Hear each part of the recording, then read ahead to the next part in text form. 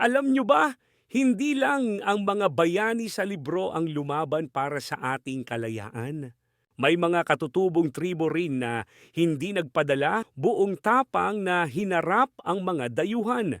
Pinanindigan ang kultura, lupa at kalayaan.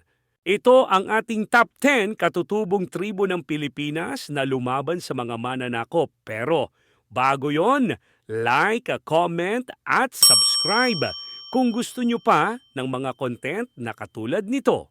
Top 10. Teduray Tribe ng Mindanao. Matatagpuan ang Tiduray sa Maguindanao at Sultan Kudarat at may populasyong mahigit 100,000. Nag-ugat pa sila sa pre-colonial era at kilala sa egalitarian na lipunan, weaving at spiritual rituals. Their historic period, panahon ng mga Kastila at Amerikano, kung saan ipinaglaban nila ang kanilang ancestral land, mga bundok at komunidad sa conversion at displacement. Resulta, hindi sila kailanman lubusang nasakop ng mga dayuhan. Proud and intact ang kanilang culture hanggang ngayon. Alam nyo ba, ang Teduray ay may konsepto ng Kefeduan na ang ibig sabihin ay pantay-pantay ang lahat. Top 9. Subanen Tribe ng Zamboanga Peninsula. Ang Subanen ay orihinal na nakatira sa mga ilog at bundok ng Zamboanga Peninsula. Ang populasyon nila ay nasa 350,000 at nagsimula pa noong ika-5 siglo. Ang historic time nila ay noong panahon ng Spanish colonization dahil sa mga Kastilang nagtangkang paalisin sila sa kanilang mga lupain sa kabundukan ng Zamboanga. Matatag ang Subanen tribe identity hanggang ngayon. Alam nyo ba? Ang pangalan nilang Subanen ay galing sa Suba na ang ibig sabihin ay tao ng ilog. Top 8. Ilongot or Bugkalot tribe ng Sierra Madre Mountains. Mula sa Sierra Madre Mountains, Nueva Vizcaya, Quirino at Aurora. Ang populasyon nila ay sinasabing nasa mahigit 50,000. Sila ay isa sa matatapang na tribo at bihasa sa headhunting tradition. Ang historic period nila ay noong panahon ng Spanish colonization. Ang mga Kastila at misyonero ay nagtangkang sakupin at alisin ang kultura nila. Subalit hindi nila nasakop ang mga Ilonggot or Bugkalot at patuloy pa rin ang kanilang kultura hanggang ngayon. Alam nyo ba, para sa kanila noon, ang pagputol ng ulo ay ritual ng pag-release ng grief. Top 7. Manobo Tribe ng Mindanao. Isa sa pinakamalaking indigenous group sa Pilipinas na may mahigit 500,000 populasyon. Kilala sila sa weaving, oral literature at resistance laban sa mga mananakop.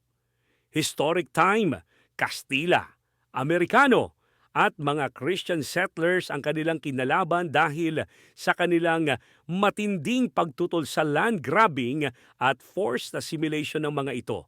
Sa huli, meron mang iilan na nagpapalit ng relihiyon at nagpasakop sa dayuhan na naigpa din ang ating mga katutubo at buhay na buhay pa din ang kanilang kultura ngayon. Alam nyo ba? Manobo means person dahil para sa kanila, sila ang orihinal na tao sa lupaing ito. Top 6. Eta people ng Luzon Mountains. Ang tribo ng Eta ang isa sa mga pinakaunang nanirahan sa Pilipinas.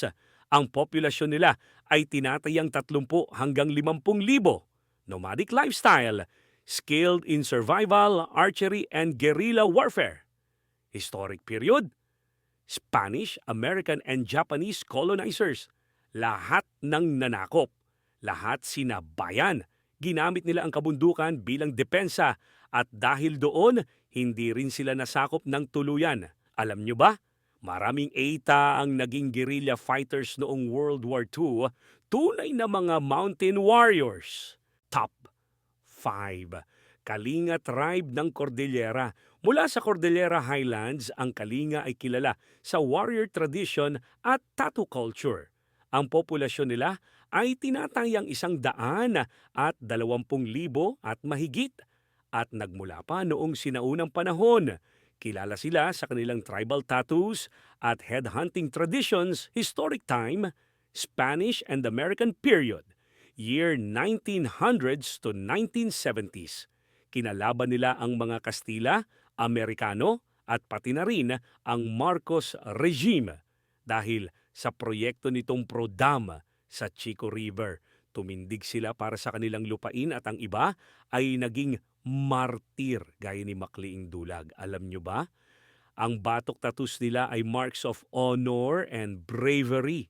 Top 4. Ifugao tribe ng Cordillera. Sila ang gumawa ng Banawe Rice Terraces. Engineering marvel lang naman. Ang kanilang tribo ay may tinatayang 200,000 katao na nagsimula pa mahigit 2,000 taon na. Nakipaglaban sila sa mga Kastila at sinundan pa ng mga Amerikano na nagtangkang manghimasok sa kanilang rituals and land ownership. In the end, they successfully preserved their rituals and lands. Alam nyo ba? They built the Banawe Rice Terraces without the colonizers' help. Literal wonder of the world. Top 3. Moro warriors. Maguindanao, Maranao, Tausug, Yakan ng Mindanao Sultanates. From Maguindanao to Sulu, the Moro people formed sultanates that actively resisted colonization. Their population are millions. Sila ay bihasa sa swordsmanship, naval defense at guerrilla tactics from 1600s to 1900s. Kinalaban na nila ang mga Kastila at Amerikano para depensahan ang kanilang kultura, teritoryo at ang Islam. Ilang siglo silang hindi nasakop. May sariling batas, gobyerno at armas. Alam nyo ba? The word Moro was used by Spaniards to describe Muslim Filipinos, pero ginawa itong badge of honor ng mga Mindanao warriors. Top 2. Igorot tribes, Bontoc, Kangkanaey, Ibaloy ng Cordillera. Matatagpuan sa Benguet at Mountain Province ang tribong ito. Sila ay may tinatayang 1.5 milyong populasyon na nagmula pa noong sinaunang panahon, warrior culture, rice terraces engineers, and nature protectors. Kilala din sila sa headhunting at mountain warfare skills. Nakipaglaban sila sa mga dayuhan mula Kastila hanggang Japan, pati na World War II, para sa kanilang kultura at otoridad sa kanilang teritoryo. Isa sila sa mga pinaka hindi nasakop na grupong etniko sa Pilipinas. Alam nyo ba? When the Spaniards fled, the Igorots kept their gold and skulls. At ang ating top 1, Mactan Warriors led by Lapu-Lapu ng Cebu. Ang Mactan Warriors ay kilalang tribo sa Mactan, Cebu. Ayon sa salaysay, meron silang populasyon na 100 mahigit na nagmula pa noong ika-16 na siglo, pre-kolonyal na panahon, taong 1,521. Kilala ang mga Mactan Warriors sa kampilan fighting at naval combat. Their historic year is 1521, which is the Battle of Mactan.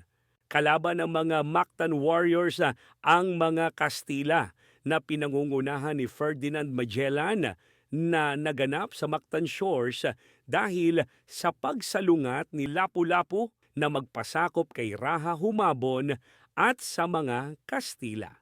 Ang resulta, nagtagumpay sila sa kanilang laban at nagapi si Magellan. Alam nyo ba?